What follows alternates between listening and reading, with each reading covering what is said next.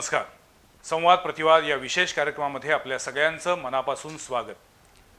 प्रत्येक घरामध्ये कधी ना कधी कोणत्या ना कोणत्या वेळी एक विषय हमखास चर्चेला येतो. तो असतो मुलांचा अभ्यास, मुलांचं करिअर, 10वी-12वी नंतर मुलांनी काय करावं. कोणत्याही जाती धर्मामध्ये, कोणत्याही स्तरातील कुटुंबामध्ये आपल्या मुलांचं पुढं काय होणार याबद्दल पालकांना काळजी असते, चिंता असते, कुतूहल असतं आणि त्या दृष्टीनं पालक बोलत असतात, माहिती घेत असतात. 10वीच्या परीक्षा आता जवळपास संपल्यात जमा आहेत. शेवटचा पेपर उद्या होईल. 12वीच्या परीक्षा झालेल्या आहेत आणि आता अशा वेळेला आपल्या मुलांनी पुढं करिअरसाठी काय करावं असा प्रश्न अनेक पालकांच्या मनामध्ये असणार आहे. गेल्या काही वर्षामध्ये असं म्हटलं जायचं की 10वी नंतर ज्याला चांगलं करिअर करायचं, आणि चांगलं करिअर म्हणजे काय तर डॉक्टर किंवा इंजिनियर असे एक भ्रम होता. तर चांगलं करिअर करायचं असेल तर सायन्सलाच ॲडमिशन घ्यायची. पण गेल्या काही वर्षात हा ट्रेंड पण बदलत चालला आहे. सायन्सच्या बरोबरीनं आता कॉमर्स म्हणजे वाणिज्य शाखेला सुद्धा तितकंच महत्त्व येऊ लागले. आणि 2-4 वर्षापूर्वी तर अशी परिस्थिती होती कोल्हापूर आणि महाराष्ट्रामध्ये की 10वी नंतर 11वीमध्ये कॉमर्स साईडला प्रवेश घेणाऱ्या विद्यार्थ्यांची संख्या सर्वाधिक होती. त्यामुळं कॉमर्स या विषयामधल्या किंवा कॉमर्स या फील्डमधल्या एकूणच करिअरच्या संधी काय आहेत याबद्दल मला जाणून घ्यायचं आहे. आणि त्यासाठी आज आम्ही आमच्या स्टुडिओमध्ये ब्रिलियंट प्रोफेशनल अकॅडमीचे अभिजित कुलकर्णी सरांना बोलवलं आहे. सर, आपलं स्वागत आहे. धन्यवाद. मागच्या वेळी पण एकदा आपण बोललेलो होतो, आता पुन्हा एकदा बोललेलो आहे, कारण आता मुलांच्या परीक्षा संपलेल्या आहेत. घरोघरी चर्चा सुरू झाली आहे की मुलांना काय करावं. बरोबर. काही मुलांनी 8वी पासूनच ठरवलेलं असतं की आपल्याला नेमकं कुठं जायचंय, कुठं ऍडमिशन घ्यायचे. पण काही मुलं अजूनही संभ्रमावस्थेमध्ये आहेत. त्यांना नेमकं समजत नाही की आता आपण आर्ट्सला घ्यायचा प्रवेश, कॉमर्सला घ्यायचा की सायन्स साईड निवडायची. मला तुम्हाला कॉमर्स विषयी जाणून घ्यायचे, कारण तुम्ही स्वतः CA आहात, तुमचे क्लासेस आपण घेताय. पण मला पहिल्यांदा ब्रिलियंट प्रोफेशनल अकॅडमी बद्दलच जाणून घ्यायचंय की तुम्ही कोणकोणत्या पद्धतीच्या अभ्यासक्रमांसाठी प्रशिक्षण देता. आम्ही 2006 मध्ये ब्रिलियंट प्रोफेशनल अकॅडमी चालू केली. तर तेव्हा उद्देश असा होता की जो मुलगा 11वी कॉमर्सला येतोय तर त्याला सर्व ऑप्शन्सचा चांगला ट्रेनिंग देता यावं. तेव्हा आम्ही 11वी-12वी कॉमर्स आम्ही ऑल सब्जेक्ट्स घेतो. सो मुलं सकाळी कॉलेज करू शकतात, दुपारी आमच्याकडे अकॅडमीला येऊ शकतात. अच्छा. त्याचबरोबर 11वी पासून आम्ही थोडी CA ची सुरुवात करतो. CA कोर्स थोडासा टफ असल्यामुळे जर 11वी-12वी चांगली झाली आणि तेव्हा जर आपण प्रिपरेशन केली तर आपल्याला पहिली परीक्षा आहे CA ची फाउंडेशन, ती सहज पास होता येतं. फाउंडेशन आहे, इंटरमिजिएट आहे, त्यानंतर आर्टिकलशिप असते, त्याला पण आम्ही गायडन्स करतो. त्यानंतर कंपनी सेक्रेटरी कोर्स आहे. तर कंपनी सेक्रेटरी कोर्समध्ये CS EET म्हणून त्यांची पहिली एक्झाम आहे, ती तुम्हाला 12वीत असतानाच देता येते. अच्छा. म्हणजे त्याला 12वी पास व्हायला लागतं असं पण नाहीये. तर त्याचं ट्रेनिंग आपल्याकडे चालतं. आणि त्याच्यानंतर CS एक्झिक्युटिव्ह आहे आणि त्यांना पण आर्टिकलशिप असते. तर इथपर्यंत आम्ही मुलांना सर्व मार्गदर्शन करतो. पण मला सांगा की CA किंवा CS हे अभ्यासक्रम म्हणजे प्रचंड ब्रिलियंट मुलांसाठीचं सेक्टर, अशी एक लोकांच्या मनामध्ये धारणा आहे. आणि ते खरं आहे. म्हणजे आज संपूर्ण भारतातल्या ज्या काही परीक्षा आहेत त्यामध्ये CA किंवा CSच्या परीक्षा या अत्यंत टफ, अत्यंत अवघड मानल्या जातात.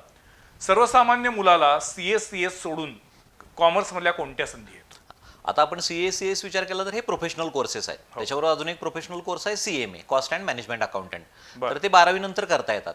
त्याच्यानंतर 11वी-12वी तुम्ही रेग्युलर केलं तर मग पुढचा ऑप्शन आहे की तुम्ही BBA MBA ला जावा, म्हणजे मॅनेजमेंट साईडला तुम्ही जावा असं आहे. तर कोल्हापूरमध्ये किंवा कोल्हापूरच्या बाहेर जाऊन तुम्हाला BBA MBA कॉलेजला ऍडमिशन घेता येते. BBA ला तशी एंट्रन्स नाही आहे फारशी, पण MBA कॉलेजेसच्या एंट्रन्स असतात. जसं आपल्याकडे IIM ची कॅट आहे तर त्याच्या पद्धतीने त्या एंट्रन्स असतात. तर तो मार्ग तुम्ही हे करू शकता. तिसरा ऑप्शन आहे तुम्ही लॉला जाऊ शकता. म्हणजे 11वी-12वी करा आणि मग प्री लॉ. तर प्री लॉची पण एंट्रन्स आहे, ती 12वी झाल्यावर तुम्हाला देता येते. आणि मग तुम्ही लॉचा 5 वर्षाचा कोर्स आहे तो, तर तुम्ही लॉ म्हणजे पुढे LLB करू शकता. हा तिसरा ऑप्शन आहे. चौथा ऑप्शन आहे की जो बरेच लोक हे करतात, यूज करतात, तो म्हणजे BCom करायचं आणि FY/SY TY मध्ये कॉम्पिटेटिव्ह एक्झामची तयारी करायची. तर त्याच्यामध्ये मुख्यत्वे इंग्लिश असतं, क्वांटिटेटिव्ह ॲप्टिट्यूड असतो, जनरल नॉलेज आणि फायनान्सचं नॉलेज जर तुमचं चांगलं असेल आणि 3 वर्ष जर तुम्ही चांगला अभ्यास केला, आता BCom कदाचित 4 वर्षच व्हायला लागले NEP नुसार, त्याकडे आपण यूज. तर त्यामध्ये तुम्ही 4 वर्ष जर कॉम्पिटेटिव्ह एक्झामचा अभ्यास केला तर तुम्ही प्रायव्हेट सेक्टरमध्ये, पब्लिक सेक्टरमध्ये, अगदी गव्हर्नमेंटकडे म्हणजे UPSC वगैरेला पण तुम्ही जाऊ शकता. हा चौथा ऑप्शन झाला. पाचवा ऑप्शन आहे की कॉमर्समध्येच मला करिअर करायचं आहे, लवकर स्टार्ट करायचं आहे. तर आम्ही काही कोर्स डिझाईन केले ज्याच्यामध्ये अकाउंटिंग म्हणजे अकाउंटंट लागतात. चार्टर्ड अकाउंटंट सगळ्यांना मे बी जमणार नाही, हो. तुम्ही म्हणताय तसं, पण अकाउंटंट आपल्याला जमू शकतं. सो FY पासून जर थोडीशी तुम्ही तयारी केली, अकाउंटचं बेसिक नॉलेज आपलं ओके असेल, आपण CNच्याकडे ट्रेनिंग घेतलं तर अकाउंटिंग, त्याच्यानंतर सध्या मार्केटिंग सेक्टरमध्ये पण बरीच मुलांची कमतरता आहे. डायरेक्ट MBA झाल्यावर लोकांच्या अपेक्षा वाढतात आणि तेवढा एफोर्ड होत नाही बरेचदा कंपनीना, किंवा मिड साईजना तर ते पॉसिबल होत नाही. बरोबर. सो मार्केटिंग आणि सेल्सला सध्या रिक्वायरमेंट आहे. त्यामुळं अकाउंटिंग, मार्केटिंग आणि टॅक्स या 3 सेक्टरमध्ये BCom करणारी मुलं साईड बाय साईड शिकून तुम्ही ह्यातलं प्रॅक्टिकल एक्सपोजर घेऊन तुम्ही ह्याच्यामध्ये करिअर करू शकता. म्हणजे BCom पूर्ण होईपर्यंत जर त्यांना प्रॅक्टिकल नॉलेज आलं असेल तर डेफिनेटली ते स्वतःची प्रॅक्टिस किंवा चांगल्या ठिकाणी जॉब करू शकतात. पण काय आहे की एकीकडे तुम्ही आता आम्हाला हे सगळे ऑप्शन सांगत असताना अनेकदा आपण असं बघतोय की हल्ली शिक्षणाला काही किंमतच राहिलेली नाही, की काय असं वाटावं अशी परिस्थिती निर्माण झाली आहे. म्हणजे अगदी MBA झालेले किंवा ग्रॅज्युएशन, पोस्ट ग्रॅज्युएशन झालेली मुलं सुद्धा कोणत्याही प्रकारची नोकरी करायला तयार आहे. इतकी बेरोजगारी आहे का असं पण वाटतं. अर्थात मी नेहमी म्हणतो की आपल्या देशात बेरोजगारी अजिबात नाहीये. ज्याला प्रामाणिकपणानं कष्टानं काम करायचंय त्याला भरपूर ऑप्शन्स आहेत. पण केवळ BCom केलं किंवा केवळ MCom केलं तर त्याच्यातून करिअर होऊ शकतं का, की मुलाला कोणतं ना कोणतं तरी त्याच्यातली एक स्पेशलाइज्ड ब्रँच निवडावी लागते? फक्त BCom किंवा MComला होणार नाही. म्हणजे पूर्वी साधारण 1990 पर्यंतचा काय होता की जेव्हा BCom झाल्यावर पण तुम्हाला जॉब्स वगैरे गंगेत घोडं न्हायलं एकदा ग्रॅज्युएशन झालं म्हटलं की. पण जेव्हापासून कॉम्प्युटरचं युग आलं, म्हणजे 90 नंतर कॉम्प्युटर हे घराघरापर्यंत पोहोचले, त्याच्या आधी ते नव्हते. तर तुम्हाला त्याच्याबरोबर एखादं अकाउंटिंग किंवा टॅक्सेशन किंवा मार्केटिंग किंवा असं एखादं स्पेशल स्किल तुम्हाला शिकायला लागेल. त्यामुळे तो तुम्ही 5वा ऑप्शन म्हणून कन्सिडर करू शकता. अजून एक ऑप्शन आहे याच्यामध्ये की स्टॉक मार्केटमध्ये सध्या बरेच लोक काम करतात. तर स्टॉक मार्केटचं तुम्हाला ऑफिशियल ट्रेनिंग पण घेता येतं. BSc, NSE, SEBI ह्या वेबसाईट्स आहेत, त्या वेबसाईटवर काही कोर्सेस आहेत. तर तुम्ही स्टॉक मार्केट असेल, म्युच्युअल फंड असेल, आणि सध्या जे ऑनलाईन फ्रॉड्स वगैरे वाढलेले आहेत तर त्याशी रिलेटेड फॉरेन्सिक अकाउंटिंग हा एक चांगला ऑप्शन क्रिएट झालेला आहे आणि त्याची पण रिक्वायरमेंट आहे. म्हणजे बरेचदा बँकला पण हे अशा कोर्स केलेल्या मुलांची रिक्वायरमेंट असते की ऑनलाईन फ्रॉड्स होण्याची शक्यता इथं जास्त आहे. त्यामुळे फॉरेन्सिक अकाउंटिंग हा एक चांगला आहे, ऑप्शन्स अवेलेबल. पण हे कोर्सेस BCom नंतरचे आहेत की BCom करता करता? BCom करताना तुम्ही करू शकता, म्हणजे 12वी नंतरचे आहेत असं आपण म्हणूया. येस, हे कोर्स तुम्ही 12वी नंतर तुम्ही BCom करताना तुम्ही हे कोर्सेस करू शकता. हा एक ऑप्शन आहे. अजून एक चांगला ऑप्शन आहे तो म्हणजे तुम्ही, म्हणजे हे माहित नाही बऱ्याच लोकांना की 11वी 12वीला IT सब्जेक्ट आहे. आणि IT तुमचा असेल, मॅथ्स तुमचा असेल तर तुम्ही BCA आणि त्याच्यानंतर MCA ला जाऊ शकता. म्हणजे नॉट नेसेसरी की IT क्षेत्रात जायचं आहे तर तुम्ही सायन्स साईड सिलेक्ट करायला पाहिजे. तुम्ही उलट 11वी 12वी इथं करा. इथं सायन्सच्या तुलनेत टेन्शन कमी आहे. तुम्हाला तुमचं इंग्लिश चांगलं झालं, मॅथ्स चांगलं झालं, IT चांगलं झालं, शिवाय फायनान्स पण झालं तर तुम्ही BCA आणि पुढे MCA करू शकता. त्यामुळे IT क्षेत्रात तुम्ही जाऊ शकता. आणि आता गेल्या 1-2 वर्षात आमचं असं हे चालू आहे, जसं सायन्स साईडला मुलं MS करायला वगैरे म्हणजे पुढं मास्टर करायला जातात, तसं कॉमर्स साईडला पण तुम्ही विथ BCom काही कोर्सेस करू शकताय परदेशीचे. म्हणजे आता आम्ही 3 कंट्री सिलेक्ट केल्यात ज्याच्यावर आमचा रिसर्च चालू आहे. एक तर आहे UK. UKला ACCA म्हणून एक कोर्स आहे, सीमा म्हणून एक कोर्स आहे. त्याच्यानंतर त्यांच्याकडे CA आहे, CMA आहे. त्यानंतर USA आहे, तिथं CPA म्हणून आहे, CFA म्हणून आहे, आणि ऑस्ट्रेलिया. तर ह्या 3 कंट्रीजमध्ये तुम्ही BComच्या बरोबरीनं तुम्ही जर त्या कोर्सचा थोडासा हे स्टडी चालू केला, एक्झाम पण BComच्या बरोबर तुम्हाला देता येतात, तर तुम्ही भारताबाहेर पण कॉमर्स साईडला येऊन जाऊ शकता. असे एक 7-8 ऑप्शन्स कॉमर्स साईडच्या मुलांना अवेलेबल झालेले आहेत. हे CPA हे नाव मी ऐकलं होतं. मग CPA हे इक्विव्हॅलंट टू इंटरनॅशनल लेवलला CA आहे का? करेक्ट. अमेरिकेमध्ये CA नाहीये, त्यांच्याकडे सर्टिफाईड पब्लिक अकाउंटंट म्हणून CPA नावाचा कोर्स आहे. असं आहे. आणि भारतामध्ये CA, पण भारतामधून CA ची पदवी घेतलेल्या मुलांना परदेशी स्कोप असतो का? अगदी. आता काय आहे, बऱ्याचशा फॉरेन इन्स्टिट्यूट्स बरोबर इंडियन म्हणजे ICA आहे, त्यांचं टायअप आहे, institute of chartered accountants of India. So तिकडचे बरेचसे पेपर एक्झाम्प्टच आहेत. म्हणजे काही इथे जर 50% पेपर एक्झाम्प्ट आहेत. तुम्ही जर CA झाला असाल आणि तिकडे समजा 12 पेपर आहेत तर आता 6च द्या आणि तुम्ही तिकडं प्रॅक्टिस करू शकता. पण त्यांची परीक्षा द्यायची, त्यांची परीक्षा द्यायला लागेल तुम्हाला, असं आहे. मग ते कंट्री वाईज किंवा कोर्स वाईज थोडंसं डिफर होतं. काही ठिकाणी 2 पेपर द्यायचे, काही ठिकाणी 6 पेपर द्यायचे. पण एकतर त्या एक्झाम आपल्या CAच्या तुलनेमध्ये सोप्या आहेत. CA पण फार टफ नाही, पण एकूणच इंडियन एज्युकेशन आहे तसं चांगलं आहे. जरी लोक त्याला नावं ठेवत असतील ना, तर आपल्याकडचा झालेला ग्रॅज्युएट जो असेल म्हणजे किंवा प्रोफेशनल कोर्स घेतलेला किंवा इव्हन BE वगैरे वाला ना, त्याला बाहेर चांगला स्कोप राहतो. सो इकडे झालेला CA मुलगा हा तिकडची एक्झाम देऊन तिकडे सेटल होऊ शकतो. आणि ते इंटरनॅशनली रेकग्नाइज कोर्सेस आहेत. सो तुम्ही ऑल ओव्हर वर्ल्ड कुठेही जाऊ शकता. अनेक मुलांच्या किंवा पालकांच्या मनातील हा प्रश्न आहे की जर चांगलं गणित असेल किंवा मॅथमॅटिक्सची जर आवड असेल तरच कॉमर्स साईडला जावं, यात कितपत तथ्य आहे? हा, नाही, अजिबात नाही. आता काय आहे, कॉमर्स साईडला 11वी-12वीला टोटल 6 सब्जेक्ट्स आहेत. त्यातले 3 प्युअर कॉमर्स साईडचे आहेत, अकाउंटन्सी, इकॉनॉमिक्स आणि OCM म्हणून. बर इंग्लिश कंपल्सरीच आहे 11वी-12वीला, तो तुम्ही कुठल्याही स्ट्रीमला जावा. अच्छा. आणि 2 ऑप्शनल सब्जेक्ट आहेत, त्यात मॅथ्स आणि SP, सेक्रेटरियल प्रॅक्टिस. बर. म्हणजे मॅथ्स लॉवर त्यांनी SP ठेवलाय. तर आता CS करायचं असेल, आमच्याकडे CS कोचिंग चालतं, आमचे CS CMA पंकज सर त्याचं कोचिंग घेतात. तर तिथं मॅथ्सच लागत नाही तुम्हाला. बर. हा, फर्स्ट एक्झामला अगदी कमी मार्क आलाय वगैरे, त्याच्यानंतर मॅथ्सचा तुमचा फारसा संबंध येत नाही. सो तुम्ही मॅथ्स नसलं तरी तुम्ही करिअर करू शकता, असं आहे. त्याच्यानंतर स्पर्धा परीक्षांना थोड्या प्रमाणात मॅथमॅटिक्स लागतं, पण तिथं तुम्हाला इंग्लिश लागतं, जनरल ॲप्टिट्यूड लागतो वगैरे.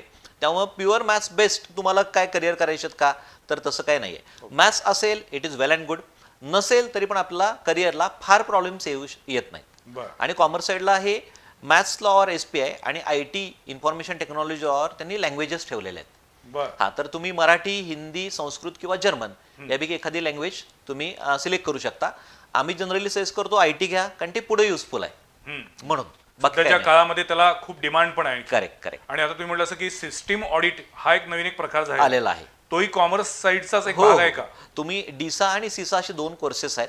तर DISA हे हा इंडियन आहे आणि CISA हे हा US आहे. अच्छा. हा, तर तुम्हाला जे बँकचं सिस्टीम ऑडिट करायचं असतं, तर त्या केसमध्ये तुम्हाला ह्या 2 पैकी कुठलं इंटरनॅशनल हवा असेल तर CISA करा, बर इंडियन हवा असेल तर DISA करा. तर तुम्ही बँक ऑडिट भरपूर प्रमाणात मिळवू शकता. अच्छा. असं. BCom आणि त्यानंतर 2 वर्षानं MCom. हा, BCom झाल्यानंतर त्या मुलानं MBA सारख्या परीक्षेसाठी तयारी करावी की आधी MCom करावं, काय तुम्ही सजेस्ट कराल? आणि आपल्याकडे हे दोन्ही एकत्र करता येतं का? तुम्हाला जर MBA करायचं असेल तर MCom करता येणार नाही, कारण दोन्ही पण काय इंटरनल कोर्स आहेत. म्हणजे तुम्हाला कॉलेजला वगैरे जायला लागेल. अच्छा. असं आहे. डिस्टन्स MBA वगैरे असतं, पण कॉर्पोरेट्समध्ये त्याला तुलनेनं तेवढं महत्व नाहीये. नाहीये. असं आहे. त्यामुळे तुम्ही MBA करायचं असेल तर MCom करू नका. बर हा, तुम्ही स्पर्धा परीक्षांची तयारी करताय तर तुम्ही MCom डेफिनेटली करा. पोस्ट ग्रॅज्युएशन आहे आपल्याला, ते कुठं कुठं कन्सिडर केलं जातं. आता फक्त मला एक प्रश्न असा पडलाय की जी न्यू एज्युकेशन पॉलिसी आली आहे त्याच्यामुळे काही गोष्टी चेंज होणार आहेत. अच्छा. हा, अजून त्याची क्लॅरिटी आलेली नाहीये. बरोबर. म्हणजे सर्व राज्य शासनानं ते एक्सेप्ट केलेले नाहीयेत. आता कदाचित CBSE लेवलला जी सेंट्रलला आहे तिथं काही प्रमाणात त्याचं ऍप्लिकेशन चालू झालंय. 2030 पर्यंत ते पूर्णपणे करावं लागू असं आहे.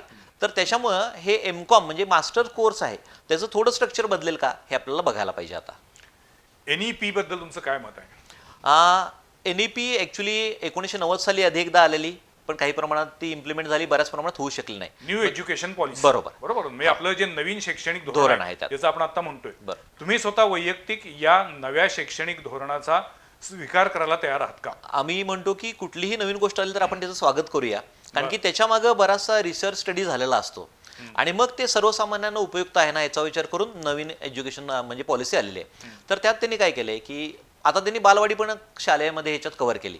सो मला वाटते प्ले ग्रुप टू सेकंड त्यांनी पहिला टप्पा केलाय, 3री 4थी 5वी दुसरा टप्पा केलाय, त्यानंतर 6वी 7वी 8वी तिसरा टप्पा केलाय आणि 9वी 10वी 11वी 12वी असे 4 टप्पे त्यांनी केलेले आहेत. असं आहे. आणि त्यांचं म्हणणं आहे की 8वी पर्यंत ठीक आहे, शाळेप्रमाणे तुमचं सगळं चालेल, 9वीला तुम्ही काही सब्जेक्ट्स कंपल्सरी आणि काही ऑप्शनल ठेवा जे आता नाही आहेत. सो एखादा मुलगा सायन्स साईडचा एखादा सब्जेक्ट, कॉमर्स साईडचा मे बी एखादा सब्जेक्ट, आर्ट साईडचा पण सब्जेक्ट घेऊ शकतो.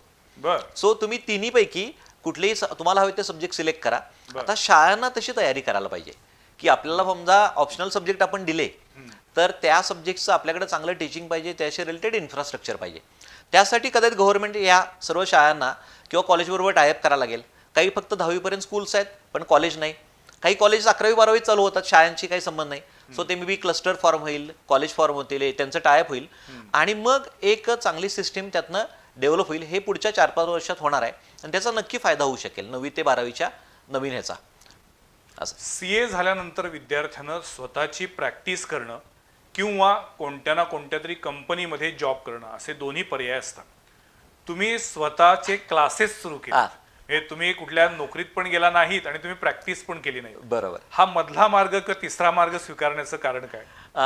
त्याचं कारण असं होतं की CA ला आपण ऐकतो की रिझल्ट कमी लागतो. हो. बरोबर. तर म्हणजे आम्ही जेव्हा करतो तेव्हा 2-3% रिझल्ट लागायचा, जो आता 10-15% आलेला आहे.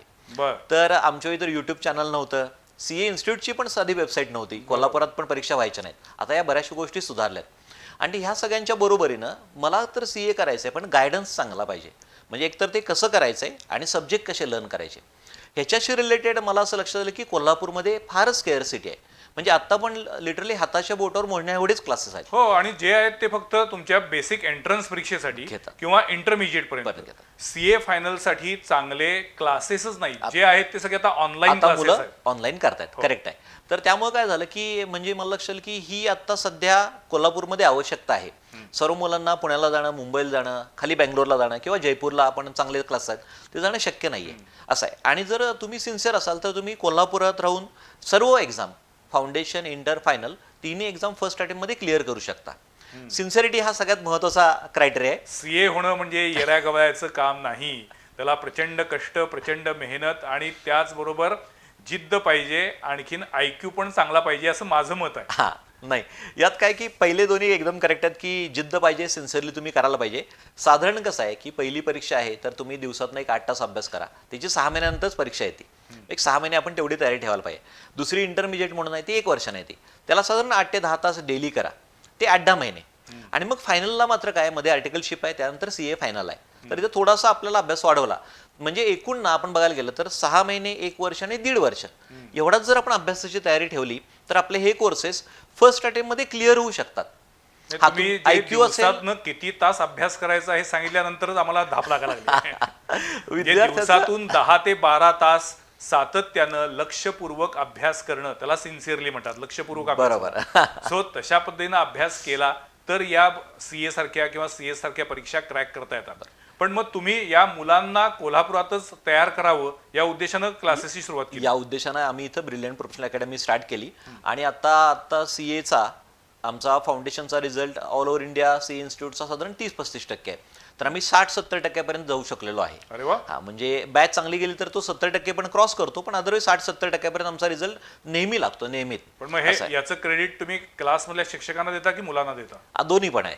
म्हणजे काही प्रमाणात पेरेंट्स पण आहेत. बरं. हा, म्हणजे शिक्षण घेताना फेथ किंवा ट्रस्ट हा एक महत्वाचा इश्यू असतो.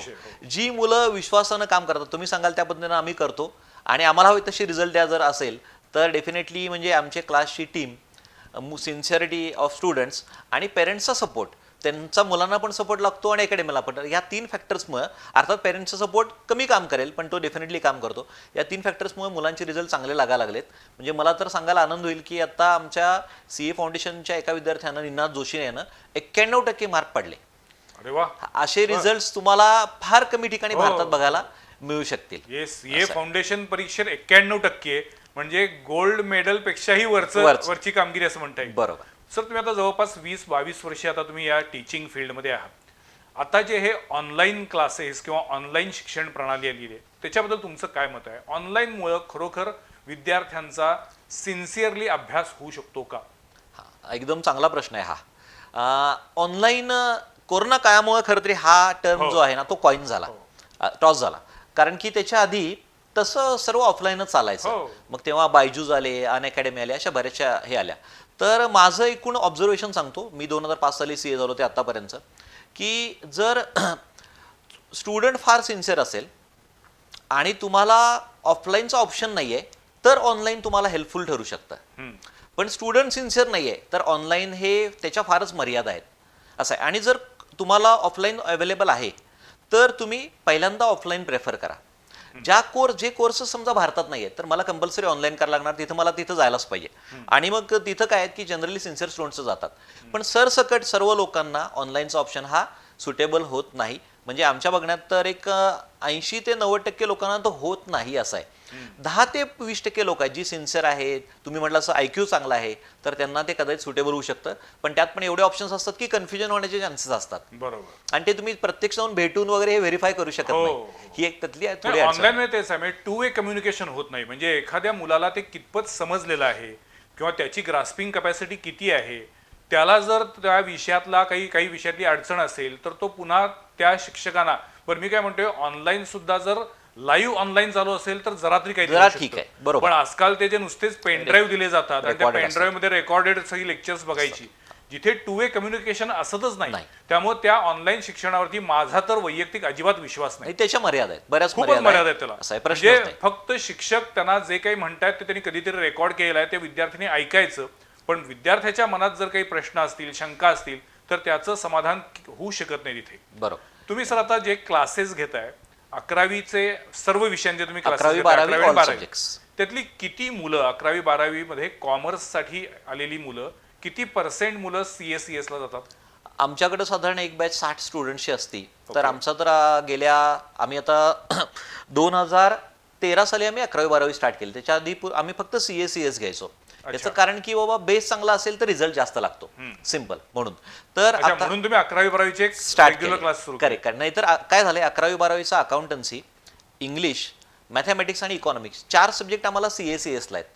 अच्छा. तर तो बेस जर चांगला झाला तर बरोबर. आपोआपच आपल्याला फाउंडेशनचा रिझल्ट, म्हणून आमचा रिझल्ट तो 70% जाऊ शकलाय. अच्छा. तर आम्ही 11वी 12वी मधल्या 60 मधली साधारण 50 विद्यार्थी आमचे CA किंवा CS करणार आहेत.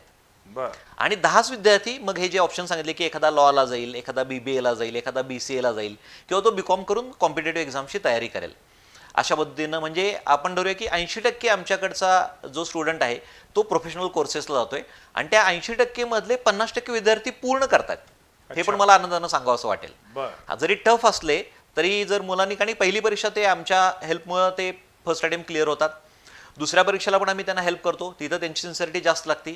त्यातले पण 50% लोक फर्स्ट अटेम्प्ट क्लिअर करायला लागलेत. अच्छा. असं आहे. त्यामुळे आता तो ह्या पॅटर्नचा बेनिफिट रिझल्ट चांगला व्हायला लागलेला आहे. मी आणि एक ऑब्झर्वेशन केलेलं आहे, अनेक CA किंवा CS झालेले विद्यार्थी नंतर UPSC ला जातात. बरोबर. म्हणजे आता आपले विद्यमान पोलीस अधीक्षक महेंद्र पंडित हे स्वतः CA आहेत. बरोबर. आता जे जिल्हा नवीन परिषदेला CO म्हणून आलेले आहेत कार्तिकेयन साहेब, Correct. ते स्वतः CA आहेत. बरोबर. म्हणजे या सगळ्या लोकांनी CA परीक्षा देऊन त्यासाठी प्रचंड मेहनत घेऊन CA पास झाल्यानंतर UPSC क्रॅक केलेली आहे. एकदम बरोबर. मग मला सांगा, म्हणजे CA होणं हे एक प्रकारे तुमच्या बुद्धिमत्तेचा एक थंबरूल म्हणून तिथं मान्य केला जातोय का, किंवा असं काही आहे का? हा, मला असं वाटतं ना की CA केल्यामुळे त्यांना एक कॉन्फिडन्स येतोय की आपण ही एक्झाम क्रॅक करू शकू. नाहीतर बरेचदा काय असं, हे UPSC सर्वसामान्यांसाठी नाही असं आहे. पण CAचं अजिबात तसं नाहीये. CA ला त्यांनी काय केलं, किंवा CS ला पण त्यांनी हळूहळू लेवल वाढवत नेले. म्हणजे जसं मुलाचं वय वाढतं आणि जशी एक्झाम पुढची जाती तसं त्यांनी डिफिकल्टी लेवल वाढवत नेले. सो फाउंडेशन तुलनेनं सोपे आहे, मग इंटर अवघड होतं, मग फायनल अजून टफ होतं, पण मुलं पास करतात. त्यामुळे एकतर अभ्यास करण्याची, एकतर एका जागी बसून अभ्यास करण्याची सवय लागते. तुमचं इंग्लिश सुधारतं, तुमचा फायनान्स ॲप्टिट्यूड सुधारतो, तुमचा ॲनालिटिकल स्किल पण सुधारतात. याचा फायदा मला वाटते तो UPSC ला किंवा ज्या स्पर्धा परीक्षा आहेत त्यांना जास्त होतो. आणि त्यामुळे मग तिकडं ना की मग मला एका जागी बसून एक 10-12 तास अभ्यास करायचा आहे डेली, हे पॉसिबल होतं, जे ना रेग्युलर ग्रॅज्युएशनला अजिबात होत नाहीये. त्या परीक्षा का टफ जात आहेत, तर अभ्यास करण्याची सवय मोडलेली आहे. सो ह्या आपले पंडित सर असतील किंवा कार्तिकेयन सर असतील तर त्यांना त्याचा डेफिनेटली फायदा झाला असेल. मी आता त्यांना भेटायला जाणार आहे, कारण की मला वाटते कार्तिकेयन सरांनी तर मुंबईला स्मार्ट सिटी ह्याच्यामध्ये पण काम केलेलं आहे, पुण्यामध्ये काम केलेलं आहे असं आहे. सो ते डेफिनेटली कोल्हापूरला तर बेनिफिट होईलच, पण आम्हाला पण बेनिफिट होईल त्या ह्याचा. तर त्यामुळे ते मुलांना पण गाईड करू शकतील की तुम्ही CA झाल्यानंतर पण स्पर्धा परीक्षा देऊ शका, किंवा त्याचा फायदा तुम्हाला नक्की होईल. पण मला सर सांगा की खरोखर आपल्या भारताची सध्याची एकूण परिस्थिती आणि भविष्याचा वेध घेताना CA मध्ये जास्ती करिअर चांगलं होणार आहे की CS मध्ये होणार आहे? डिमांड जास्त कशाला आहे?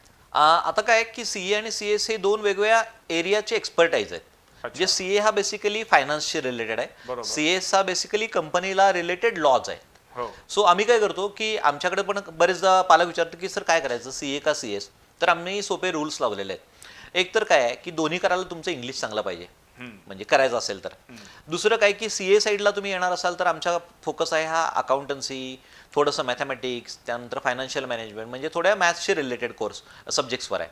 आणि CS करायचं असेल तर लॉज आहेत भरपूर आम्हाला असं आहे. सो एखाद्याला थेअरी सब्जेक्ट आवडतात, मॅथ्स तेवढं आवडत नाही, किंवा क्वांटिटेटिव्ह ॲप्टिट्यूड त्याला चांगला नाही, पण तो हुशार आहे, तर त्यांना डेफिनेटली CS ला जावं असं आहे. CS तुलनेनं शॉर्ट टर्म कोर्स आहे आणि रिझल्ट तर त्यांचा, म्हणजे आता आमच्याकडे पंकज सर घेतात तर 80-90% आमचा रिझल्ट CS चा गेलाय. पहिली परीक्षा मुलं 80-90% पासआउट होत आहेत, ती पूर्ण ऑनलाईन आहे असं आहे. म्हणजे त्याचा पण फायदा होत असेल आणि टीचिंगचा पण फायदा होत असेल. तर त्यामुळे काय की दोन्हीचे एरियाज डिफरंट आहेत. म्हणजे मी तर CS दोन्ही केलं. CS me out of interest केलं. तर मला लक्षात आलं की ड्राफ्टिंग सुधारलं, लॉ कसा वाचायचा असतो हे आपल्याला समजलं, काही काही न्यूज येत असतात तर त्याच्या मागचं काय लॉजिक असतं हे काय आलं. असं आहे. सो काही स्टुडंट्स हे पण दोन्ही कोर्सेस झाले आहेत, CA प्लस CS. अशा विद्यार्थ्यांना सलाम नमस्कार, त्यांचे पायच धरले पाहिजेत. त्यात सर एक स्वतः आहेत. CA आणि CS या दोन अत्यंत महाकठीण अशा परीक्षा पास होणं हे सोपं नाही आहे. त्यासाठी किती मेहनत करावी लागते, किती सिन्सिअरली अभ्यास करावा लागतो, हे जे मुलं करतायत त्यांच्याकडे बघितल्यानंतर समजतं. सर, तुम्ही आत्ता जेव्हा मला सांगत होता त्याच वेळेला माझ्या मनात एक बॅक ऑफ द माइंड असा एक विषय होता.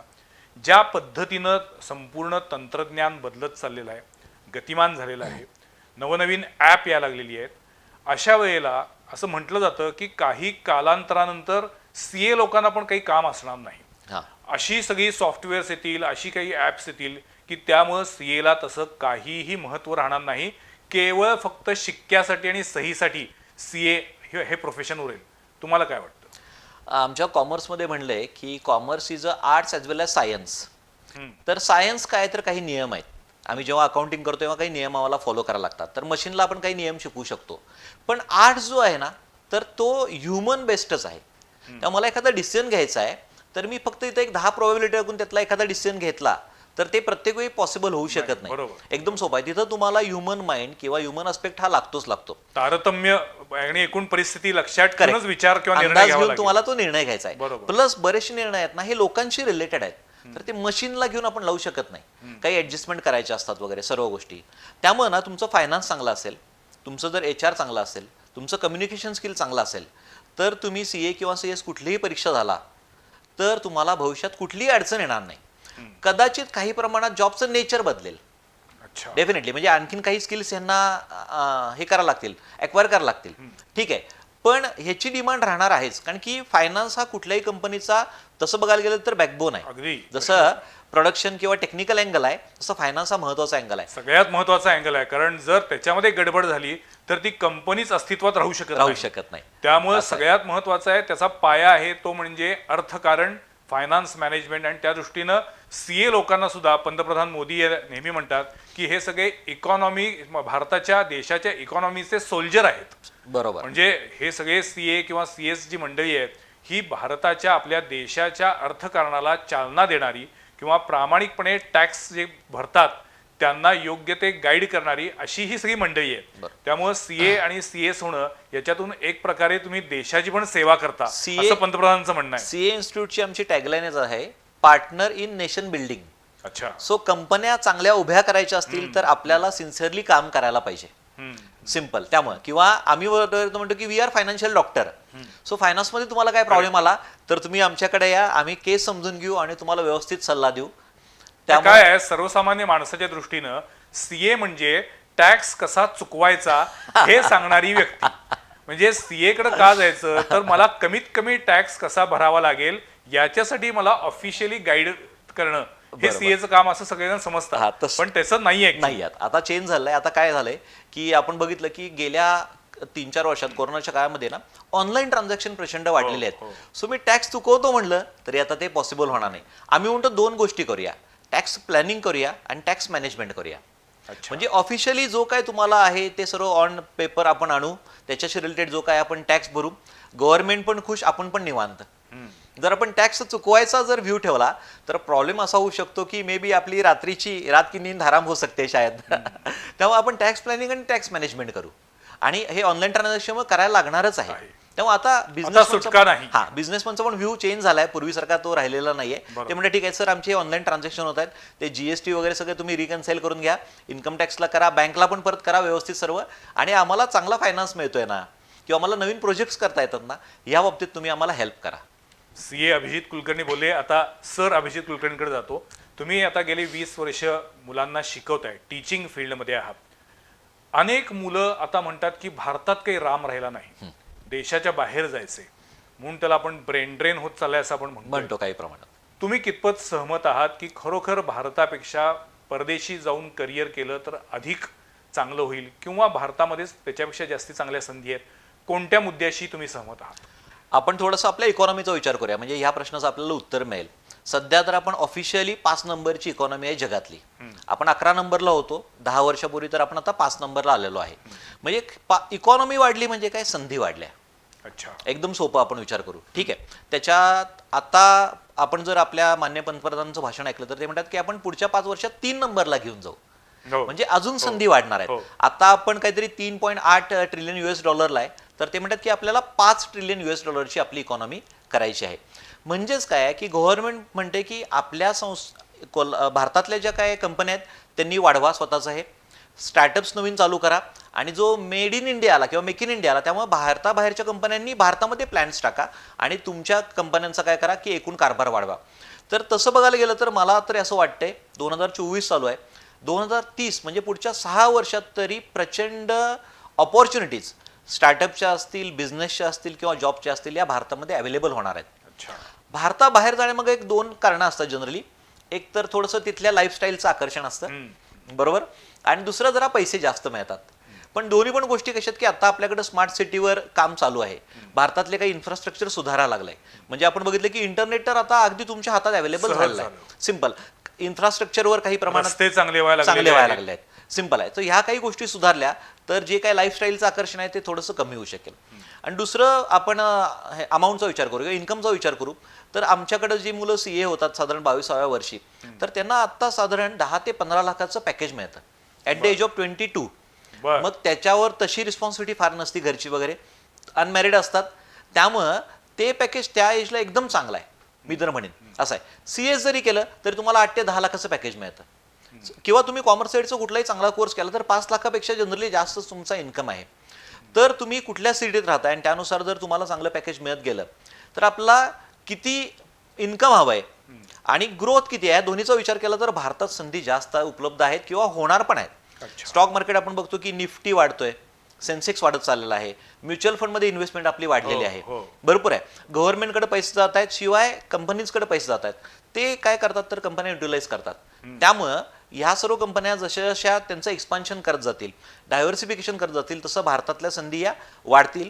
आणि दुसरी गोष्ट, ह्या सर्व इंटरनेट वगैरेमुळे तुम्ही भारतात राहून भारताबाहेरची कामं करू शकाल. अगदी बरोबर. ही एक चांगली ऍडिशनल फॅसिलिटी ऑनलाईन अशाही पद्धतीने ह्याचा फायदा आपण घेऊ शकतोय. तर त्यामुळं तुम्हाला पैसे भरपूर मिळवण्यासाठी भारताबाहेर जायची आता आवश्यकता राहणार नाही. असं आहे. लाईफस्टाईल आपण थोड्या प्रमाणात आपण त्यावर ऍडजस्ट केलं तर म्हणजे कोल्हापूर असेल किंवा महाराष्ट्र असेल किंवा भारत, आपण इथं राहून चांगली लाईफस्टाईल जगू शकतो आणि चांगलं इन्कम मिळू शकतो, असा मला विश्वास आहे की पुढच्या 6 ते 8 वर्षामध्ये या संधी वाढतील. आपण जिथनं सुरुवात केली होती तिथं पुन्हा येऊया की 10वी आणि 12वीच्या परीक्षा झालेल्या आहेत. अनेक घरांमध्ये चर्चा सुरू झालेली आहे की मुलानं कुठे ॲडमिशन घ्यावी. तर कॉमर्सला ॲडमिशन घ्यायची आहे असं जर एखाद्याच्या मनात असेल तर त्यानं काय काय कोणकोणत्या गोष्टींची मनात तयारी केली पाहिजे? बरोबर, एकदम चांगला प्रश्न आहे. एक तर मी नेहमी सजेस्ट करतो की तुम्ही मॉर्निंग कॉलेज सिलेक्ट करा, कारण की तुम्हाला मग 11 किंवा 12 नंतरचा वेळ हा दिवसभर तुमच्या दिवसाचं प्लॅनिंग करायला किंवा एखादं काही स्किल शिकायला तर तुम्हाला उपलब्ध होऊ शकतो.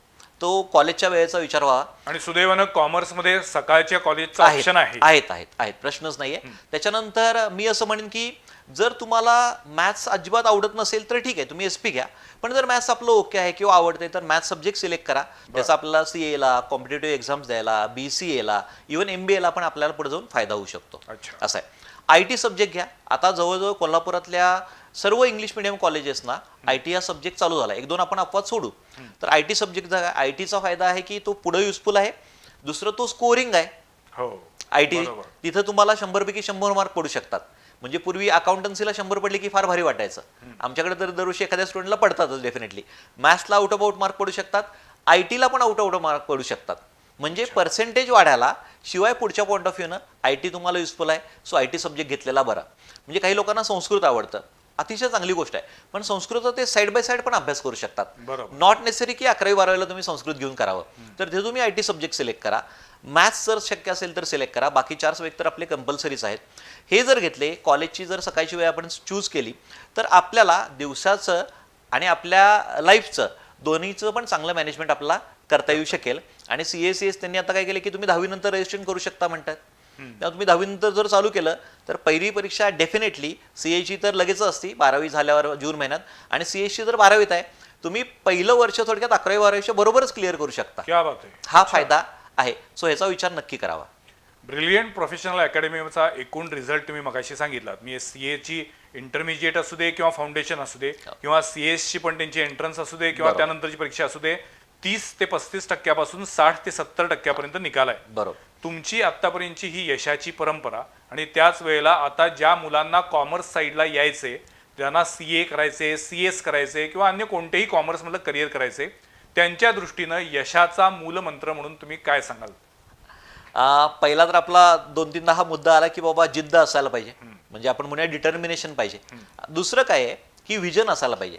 कदाचित 10वीच्या मुलात ते तेवढं डेव्हलप झालं नसतं की मला काय करायचं आहे, पण 11वी-12वी तुम्ही माहिती घ्या. आता गुगलमुळे बऱ्याचशी माहिती अवेलेबल झाली, त्याचा चांगला वापर केला तर एक तुम्ही ठरवा की मला काय करायचं आहे. 5 वर्षानंतर 6 वर्षानंतर साधारण आम्ही म्हणतो 10+6 एवढं भारतातलं करिअर आहे. 10वी नंतर 6 वर्ष तुम्ही घालवा, त्यानंतर तुम्हाला चांगल्या ठिकाणी जाता येऊ शकेल. सो विजन पाहिजे. तिसरा महत्त्वाचा फॅक्टर आहे तो म्हणजे हार्डवर्क पाहिजे. मी सांगितलं मगाशी की साधारण 24 तासापैकी आपला बरेच जबाबदारी 8 तास कसा स्टडी होणार, पण 24 तासापैकी 8 तास तर स्टुडंटनं करायलाच पाहिजे. ते पण तो जर आपण व्यवस्थित केला तर तो पण 8-9 महिनेच, म्हणजे 2-3 महिने तर काय एक्झाम संपल्यावर आपल्याला सुट्टी असती, पुढचं हे लेक्चर वर्ष चालू होतं, सो 2-3 महिने तसं आपण करायला लागत नाही. मला माझे कॉलेजचे दिवस आठवले आणि 8 तास अभ्यास करायला लागतो याचं मला आत्ताच दडपण यायला लागलं. चौथा महत्त्वाचा पार्ट आहे तो म्हणजे पेशन्स लागतो कुठल्याही गोष्टीत. म्हणजे लगेच मला इकडे आल्यावर समजेल, आवडेल असं होणार नाही, ते कुठल्याही साईडला होणार नाही. असं आम्ही 11वीच्या मुलांना सांगतो, 2 फक्त महिने द्या, तुम्हाला कॉमर्स साईड समजायला लागेल, आवडायला लागेल आणि आपोआप त्याचे मार्क्स पण पडायला लागतील. पहिल्या दिवशी मला म्हटलं की मला इकॉनॉमिक्स समजायला पाहिजे किंवा OCM समजायला पाहिजे, तर तसं होणार नाही, कारण नवीन सब्जेक्ट असतात. सो 1-2 महिन्याचा आपण पेशन्स ठेवला की नक्की सब्जेक्ट आवडतात, कारण की कॉमर्सचे सब्जेक्ट ना प्रॅक्टिकली युजफुल आहेत. अच्छा, म्हणजे अकाउंटन्सी मी लाईफमध्ये अप्लाय करू शकतो. माझे वडील समजा बिझनेस आहे, तर तुम्ही काय ट्रान्झॅक्शन करता, मी एंट्री करू का किंवा पुढे जाऊन थोडंसं P&L अकाउंट करू का, बॅलन्स शीट करू का, इकॉनॉमिक्सचा फायदा होतो. ऑर्गनायझेशन ऑफ कॉमर्स आहे, कुठल्या कुठल्या टाईपचे बिझनेस असतात, त्याचे प्लस मायनस पॉईंट्स काय आहेत वगैरे, हे काही गोष्टी त्याच्यामध्ये येतात. तर त्यामुळे तुम्ही पेशन्स ठेवून अभ्यास करा. आणि 5वा पॉईंट आम्हाला नेहमी वाटतो की ट्रस्ट पाहिजे. जे मी करणार आहे ते मी इमाने इतबारे करीन आणि त्या कोर्सचा माझ्या फ्युचरसाठी डेफिनेटली फायदा होणार आहे. मी आता 20 वर्ष आहे साधारण, तर मी नक्की सांगू शकतो की कॉमर्स साईडला येऊन एखाद्या मुलांना जर सिन्सिअरली केलं आपलं, तर त्याला मागं वळून अजिबात पाहायला लागणार नाही. एक उत्तम करिअर तो या साईडमध्ये करू शकेल. सो ह्या जर 5 गोष्टी आपण जर ठेवल्या, विजन, डिटर्मिनेशन, हार्डवर्क, पेशन्स आणि ट्रस्ट, तर नक्की मुलांना चांगले मार्क पडू शकतात. त्यामुळं गेली 9 वर्ष हे सर्व रूल्स फॉलो केल्यामुळं 9 वर्ष कोल्हापुरात आमचा पहिला नंबर येतोय 12वीला. अच्छा, इव्हन CA फाउंडेशनला आणि CS ला पण. का तर ह्या 5 गोष्टी त्या मुलांनी इमाने इतबारे फॉलो केल्या आहेत. आणि आमची बरीचशी मुलं आत्ता भारतात आणि भारताबाहेर ही करिअर त्यांनी काय म्हणूया सेट केलेलं आहे किंवा स्टार्ट केलं आहे. दोन्ही पण आहे. कोल्हापुरात तर आमचे स्टुडंट्स आहेतच, पुणे, मुंबई, बेंगलोरला तर आहेतच, खाली कोकणात पण आमचे काही स्टुडंट आहेत जे इथं CA CS करायला आले. त्यानंतर काही आमचे स्टुडंट दुबईला वगैरे आहेत, आणि काही तर ऑस्ट्रेलिया, आणि मी ज्या कंट्री सांगितल्या ऑस्ट्रेलिया, UK आणि USA या ठिकाणी मुलं कॉमर्स साईडला येऊन तिकडं सेट झालेली आहेत. क्या बात आहे. पण थोडासा एक वेगळा प्रश्न विचारतो. बऱ्याचदा होतं असं की 10वी नंतर 11वीला ॲडमिशन घेतल्यानंतर कॉलेज लाईफ अनुभवायचा एक इच्छा असते. त्यातही आर्ट्स आणि कॉमर्सला प्रवेश घेतल्यानंतर 2 वर्ष मस्त मज्जा करायची आहे आणि सगळा जो काही अभ्यास करायचा आहे त्यासाठी खाजगी क्लास, खाजगी ट्युशन तुमच्याकडे येऊन अभ्यास करायचा. म्हणजे कॉलेज म्हणजे निव्वळ मजा करण्याचं ठिकाण आणि क्लासमध्ये येऊन अभ्यास करायचा, हे समीकरण आता सध्याच्या काळामध्ये चालणारं आहे का? आम्ही आता काय केलं, आमची अकॅडमी असल्यामुळे आम्ही म्हणतो की तुम्ही कॉलेजला सकाळी जाताय, काही अडचण नाही, दुपारी तुम्ही आमच्याकडे येता. कॉलेजमध्ये काय होतं, जर एखादा स्टुडंट कॉलेजला जाणार असेल तर तिथं आपल्याला काही शिकायला मिळतं, प्लस आमच्याकडे तो शिकतो, सो डबल होऊ शकतं. आता कॉलेजला बरेचदा काय झालं की जुने सर्व शिक्षक होते ते जसे रिटायर झाले तेवढ्या प्रमाणात भरती झाली नाही कॉलेजमध्ये वगैरे, असं आहे. सो पण कॉलेज लाईफ आहे हे मी मान्य करतो की त्याचे काही फायदे आहेत. मग आम्ही आमच्या अकॅडमीमध्ये काय करतो, आम्ही काही डेज सेलिब्रेट करतो. म्हणजे आम्ही 15 ऑगस्ट सेलिब्रेट करतो, असं आहे. त्यानंतर 2 ऑक्टोबर सेलिब्रेट करतो, किंवा हे जे काय चॉकलेट डे वगैरे असतात, असे जे काय जे मुलांना स्पोर्ट्स डे असतो आमच्याकडं, आमचं गॅदरिंग असतं. सो ह्या काही गोष्टी पण तुम्हाला म्हणजे स्टडी विथ म्हणजे लर्न विथ फन असं म्हणता येईल. हे आम्ही आमच्याकडे मॅनेज केले, कारण काही मुलं कॉलेजला जात नाहीत. ती म्हणतात सकाळी कॉलेज करा 7 ते 11, परत अकॅडमीत 12 वाजता या, तर एवढा वेळ काढण्यापेक्षा 12 ते 6 आम्ही इथंच येतो. आम्ही म्हणतो बाबा सकाळी तुम्ही अभ्यास करा. 11वी तर आम्ही सांगतो की तुम्ही जरूर एखादी कला शिका. म्हणजे एखाद्याला 10वी पर्यंत तबला वाजवायला आवडतोय, गाणं म्हणायला आवडतंय, किंवा तो एखादी फॉरेन लँग्वेज शिकतोय, तर 11वीचं वर्ष डेफिनेटली तुम्ही संध्याकाळी त्यासाठी द्या. अजिबात ते ब्रेक करायची आवश्यकता नाही. हा 12वीत जर तुम्ही CA करणार असाल तर थोडंसं आपण ते बाजूला ठेवू, नंतर करता येईल. 12वीत आपण 12वी प्लस CAचा अभ्यास वगैरे करू शकतो, असं आहे. सो कॉलेज आणि हे आपण मॅनेज करत करत म्हणजे असं नाही की बाबा सीए करायचं म्हटलं आता बाकी सगळं बंद, अजिबात नाही. तुम्ही बाकी सगळं करत करत फक्त अभ्यास तुमचा सिस्टमॅटिक सिन्सिअरली जर झाला तर तुम्ही हे मॅनेज करू शकता. पण मग सीए किंवा सीएस होण्यासाठी किमान ग्रॅज्युएशनची अट नाही आहे? हां, आता पूर्वी होती ती, एकदम करेक्ट आहे. साधारण बघा 1993-94 पर्यंत ग्रॅज्युएशन झाल्यावरच सीए करता यायचं. हो. तर 94 साली सीए इन्स्टिट्यूटनं फाउंडेशन हा कोर्स आणला. बरं. असं आहे. आणि मग फाउंडेशन कोर्स आणल्यावर पण तुम्हाला म्हणजे एखाद्या विद्यार्थ्यानं ठरवलं की 12वी नंतर मी कुठलंही कॉलेज करणार नाही, फक्त सीए वरती कॉन्सन्ट्रेट करणार, चालू शकता. काय सांगता? चालू शकता. तुम्ही जर सिन्सिअरली केला आणि सीए होणार आहे तुम्ही, तर तुम्हाला ग्रॅज्युएशनची आवश्यकता नाहीये आणि कंपल्शन सीए हे नाहीये. पुन्हा ग्रॅज्युएशनच्या इक्विव्हॅलंट धरलं जातं का? CA is consider as a post graduation by around 100 universities in India. वा. सो तुम्हाला जर पुढे कुठलं काही शिकायचं असेल किंवा परीक्षा द्यायची असेल ना, तर सीए कन्सिडर केली जाते ॲज अ पीजी. म्हणजे जर कॉन्फिडन्स असेल मुलामध्ये तर त्यानं 12वी नंतर सुद्धा त्याला सीए किंवा सीएस करता येतं. फक्त मला याच दिशेनं जायचंय, मला याच रस्त्यावर जायचंय, आता मी मागे वळून बघणार नाही, ही इच्छाशक्ती हवी, जिद्द हवी आणि रोज किमान 10 ते 12 तास अभ्यास करण्याची क्षमता हवी. मला वाटतं की कॉमर्समध्ये भरपूर संधी आहे. करिअर करत असताना जर आपण जाणतेपणानं मागोवा घेतला, माहिती घेतली, अभिजित कुलकर्णी सरांसारख्या लोकांना जाऊन भेटलो तर त्यांच्याकडनं आपल्याला नेमक्या कोणत्या क्षेत्रामध्ये करिअरच्या संधी आहेत याची माहिती मिळू शकते. आज आमचा हाच प्रयत्न होता की सरांकडनं कॉमर्समधल्या काय काय संधी आहेत हे मुलांपर्यंत पोचलं पाहिजे. कारण आता पुढच्या 2-3 महिन्यामध्ये किंवा 1.5-2 महिन्यातच आपल्याला आता पुढच्या वर्षासाठी घ्यावा प्रवेश लागेल. घ्यायचा आहे, निर्णय घ्यायचा आहे आणि आत्ता घेतलेला निर्णय हा आयुष्यभरासाठी असणार आहे. आपल्याला उपयोगी आहे. त्यामुळे तो माहिती निर्णय व्यवस्थित घ्या आणि त्या बेसवर तुम्ही तुमचं करिअर प्लॅन करा. डेफिनेटली या साईडला तुमचं करिअर होऊ शकतं ह्याचं मी आज इथं खात्री देतो.